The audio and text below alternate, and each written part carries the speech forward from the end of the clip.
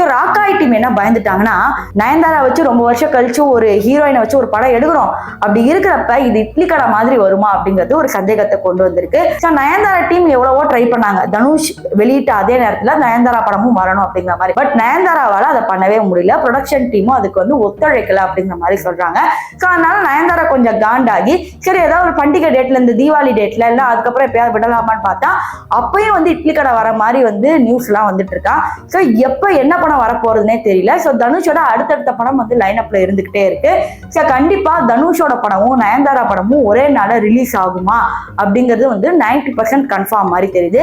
So அது ராக்காய் படமா இருக்கலாம், இல்ல தனுஷோட வேற படமோட ராக்காய் படத்தோட மோத விடலாம். ஸோ வந்து எந்த படம் வந்தா யாரு வந்து வெற்றி பெறுவாங்க அப்படிங்கிறத கூடிய சீக்கிரம் தான் பார்க்கணும். ஏன்னா பொதுவாகவே மாஸ் நடிகர்கள் வெர்சஸ் அப்படின்னு வச்சுதான் நம்ம எடுத்துட்டு போவோம்.